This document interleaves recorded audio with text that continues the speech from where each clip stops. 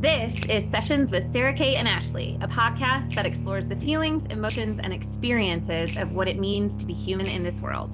This podcast is intended for educational purposes only and is not meant to replace therapeutic services of any kind. Please refer to the list of references if you need support.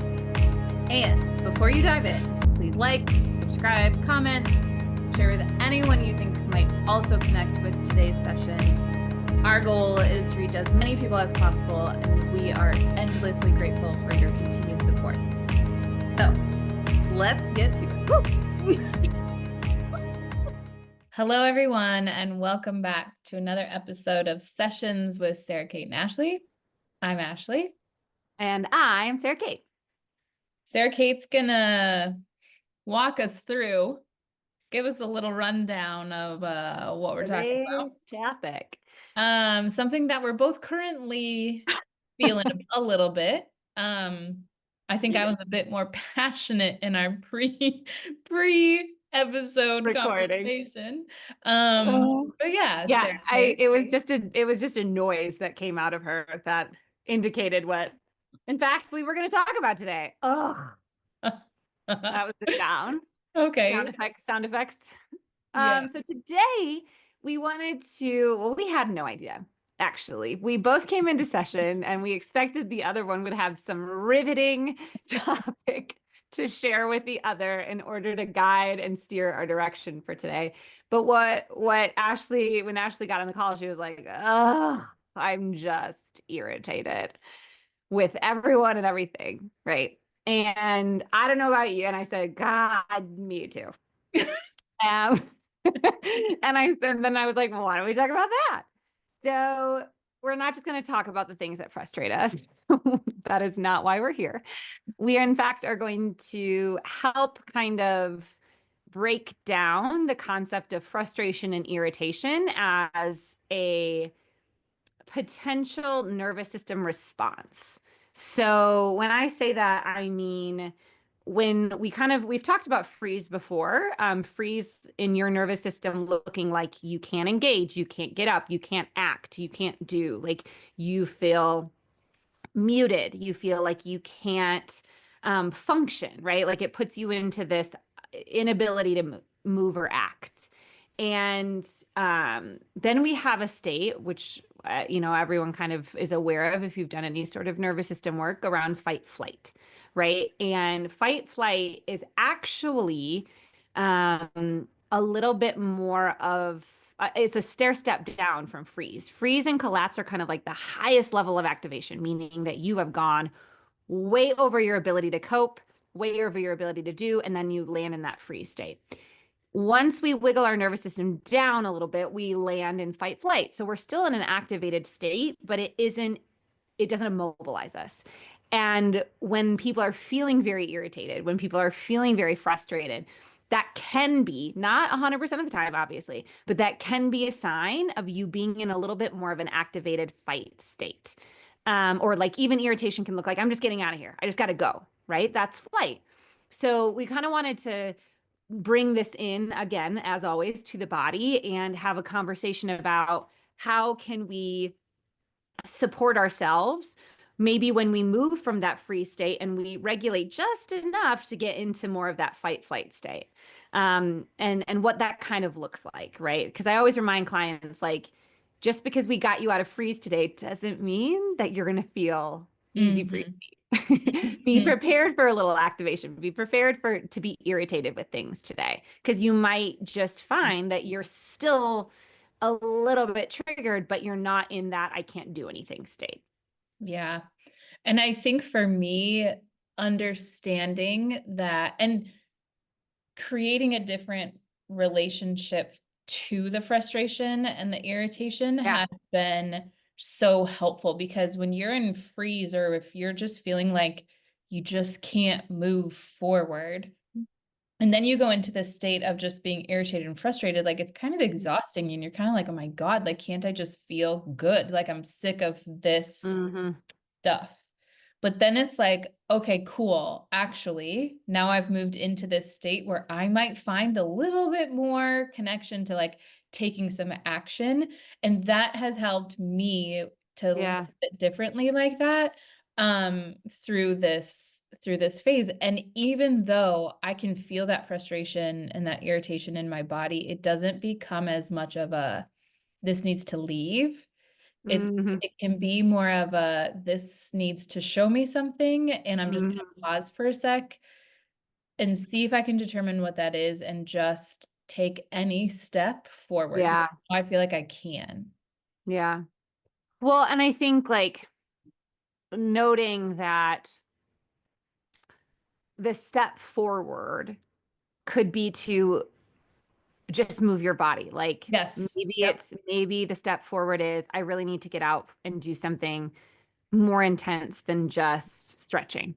Or maybe it is, I just need to get outside. Or maybe it is, I just need to call that person that makes me laugh, right? Mhm. Or it's, I just need to get that damn thing off my plate. The thing that I've been avoiding, the thing that I've been ignoring, the thing that I don't want to do. It's tax season. So maybe you're feeling that shit where you're like, I just have to send that to my bookkeeper or whatever it is, right? Like that's something that's just been irritating you, maybe you actually then have the capacity to be irritated enough to do something about it, Yeah. right? So to Yeah. me, fight is an incredible boundary setter, and B, it helps me recognize where I do need to take action. Yeah. I can and what I think you were just speaking about, Ashley, is being able to tolerate the irritation enough to be able to see how you can use it to Hmm. support yourself. Yeah. Because it is a tolerance. Like no one likes to feel irritated.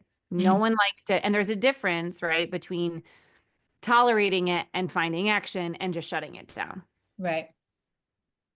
Totally. And when we just shut things down, it doesn't mean that it goes away. We're still Mhm. going to have to come back to it at some point. And often then when we come back to it at that point, it's built up a bit more. Mhm. And we talk so much on this podcast about how there are no good and bad Mhm. emotions or feelings or sensations. It's just some are more comfortable than others. And when we can work with our nervous system to figure out how we can become a little bit more tolerant, how we Mhm. can become a little bit more Mhm. comfortable with the uncomfortable. Mhm. It's like that's where it's really where I find that it's really cool to see like the that my efforts are like paying off, right? 'Cause I Mhm. don't get now. Let me preface this with like this doesn't happen all the time. Yes. And things that are like more like near and dear to my heart, it's often harder for. The things I'm frustrated with now are more like external. And so it's easier for me in this moment to view this frustration and irritation with a little bit more of that tolerance and the ability Yeah. to see that like the movement forward is just something different. Like Sarah Kate was talking about, it's just if you've been feeling like you can't really, you like to exercise, but you've been feeling like you're just not into it. And then you get this really good, vigorous workout, and it's like, okay, that was different, right? Like it just is Mhm. the thing that hasn't been happening. A lot of my clients will say too that when they start to move into this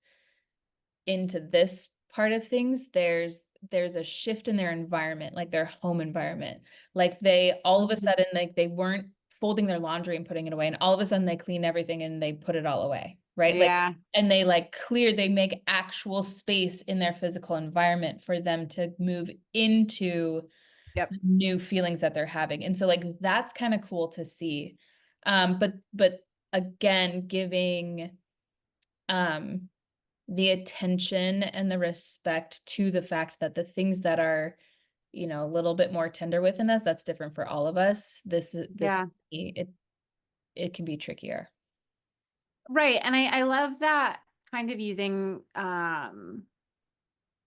that gauge of like what in my environment is different, right? Or what am I able to check off a list, right? Like that's actually a really that's a strong indicator that you've kind of moved out of that freeze, I can't do anything, I just can't act in action state to a little bit more mobilization where it's like, "Ugh, okay, I just put my laundry away finally, right? Or that bag that's been sitting in my corner, I I went through it, or I went through my mail. You know, I Mhm. have clients who really struggle with just like these tiny, you know, seemingly remedial tasks, but when your activation and you're being triggered all of the time, those things pile up because we Yeah. just don't have it, right? And then it overwhelms us to the point where it's like now I'm looking at this barrage of things coming at me that I can't get done. So then we stick our head in the sand. Yeah.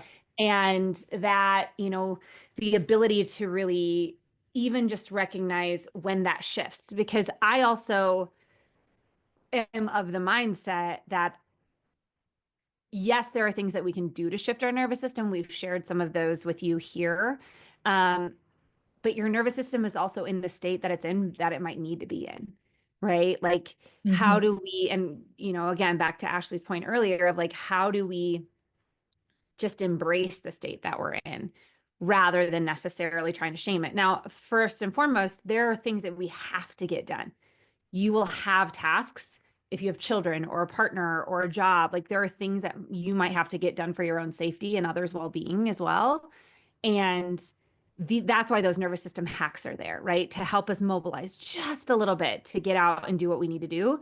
Um, and so that's why I love them. It's just we shouldn't also constantly be battling the story of like, if I'm in freeze, that's bad.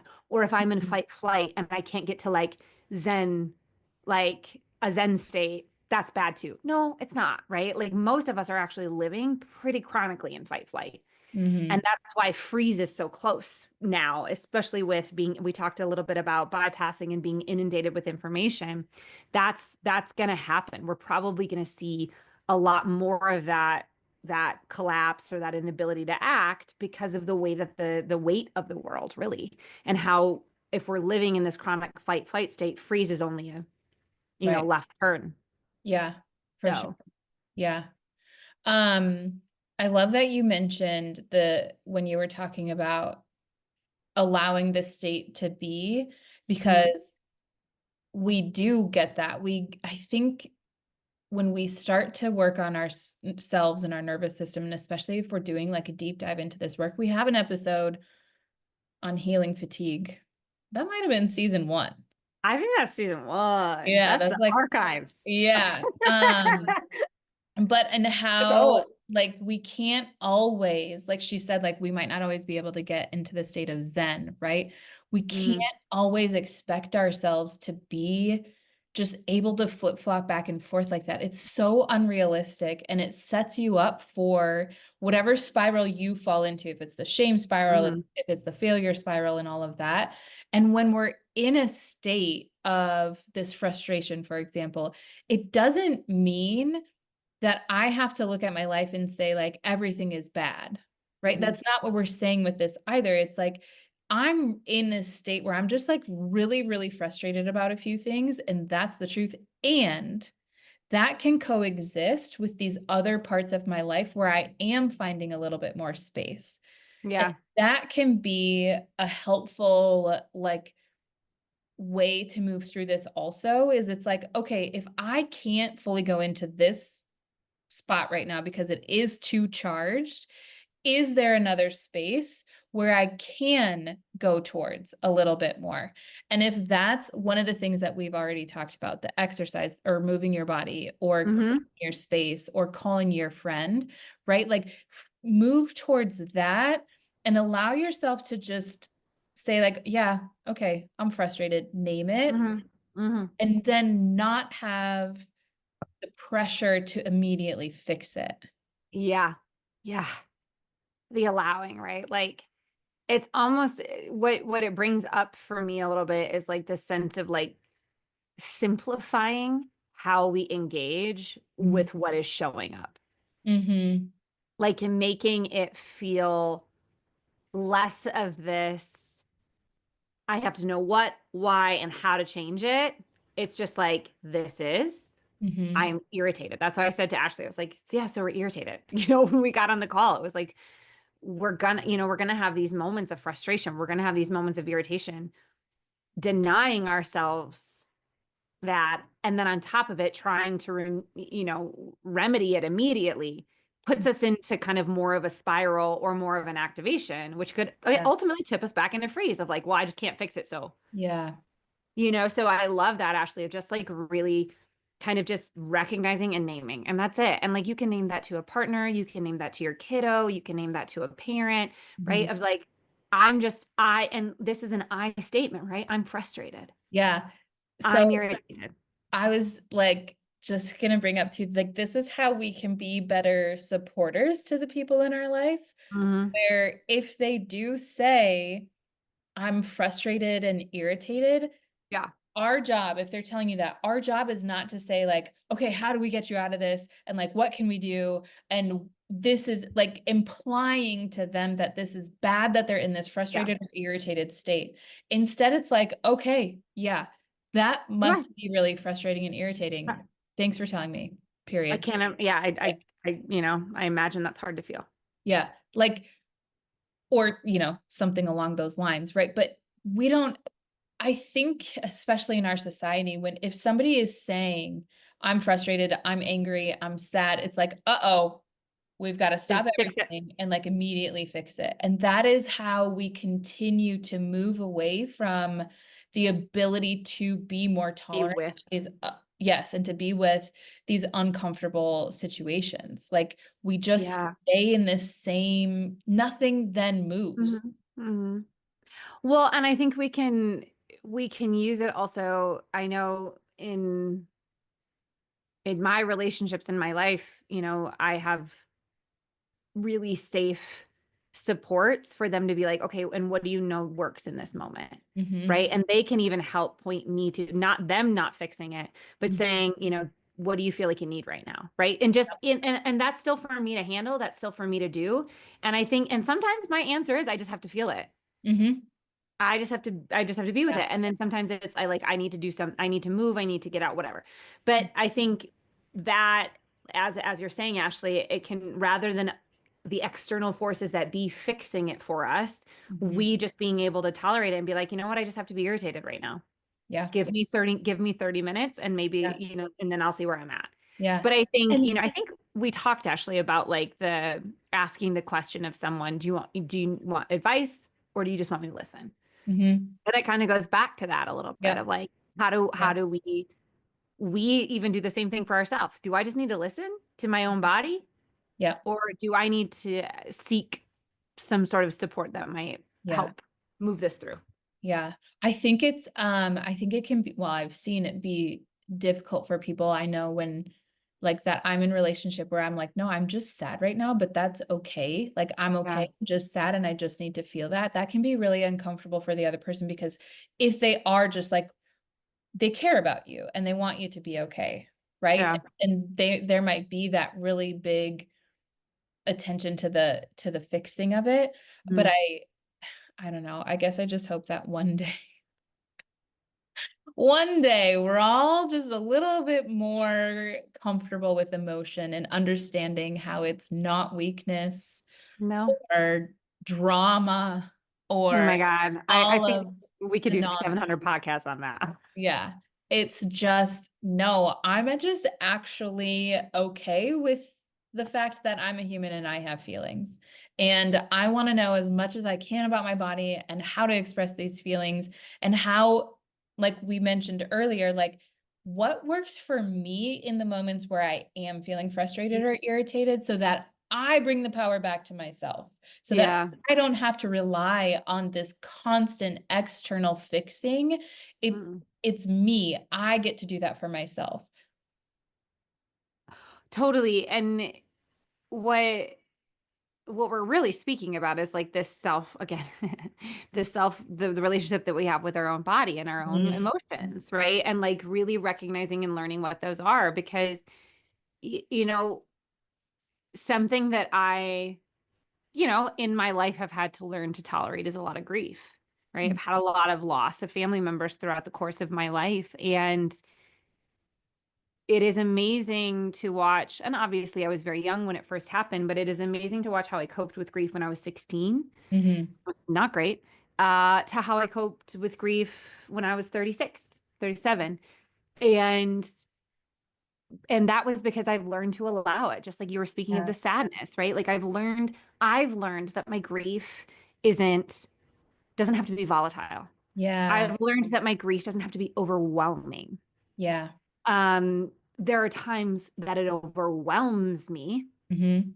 but it isn't something that if I go towards it, then I will immediately be overwhelmed and I won't get out of it, right? And I think the same thing with irritability and frustration and anger even, right? Those are really uncomfortable. Those fall in the category with grief and shame, all these like emotions that we don't really love to feel because of how maybe we first experienced them or how maybe they were shut down. And if we weren't allowed to experience them in a way when we were young, that they can seem really difficult or too difficult rather to learn how to navigate, especially irritability and frustration. And so because they're such active and such loud and such can be very eruptive and disruptive. Hmm. And I think that um, recognizing how to tip into these things and then come back out is another useful part of this, right? Like we don't have to live in our anger. We don't have to live in our frustration. That's why I was just like, yeah, so we're just frustrated, right? Like we acknowledge it. It is, I'm gonna feel it. And then we, got to laugh in about 30 seconds. And that's kind of typical of us, but I just think that we could, because then you can kind of laugh at Yeah. like, oh, I'm so irritated and probably for no reason right now, but like, and there Mhm. doesn't have to be a reason. It's just in my body and like, let it be, you Yeah. know? And Yeah.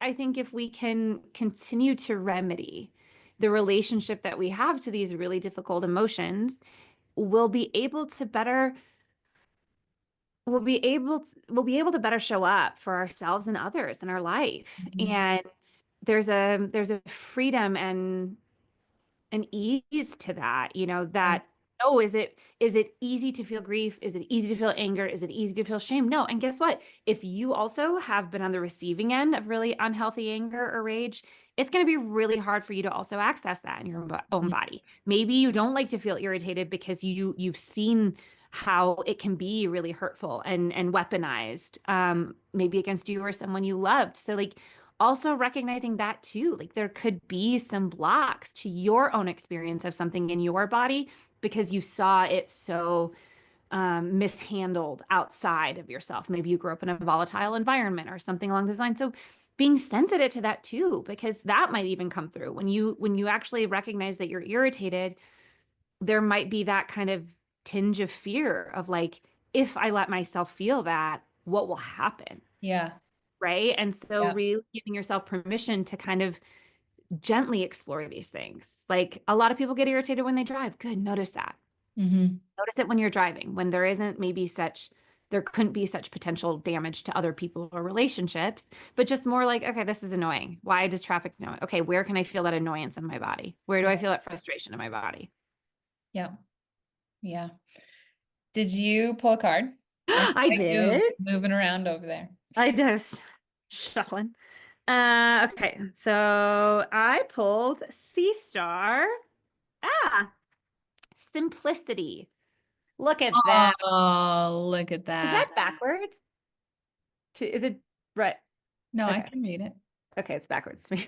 Okay. Sarah, this is called science. Okay, buddy, I'm a therapist, not a scientist. All right. Okay.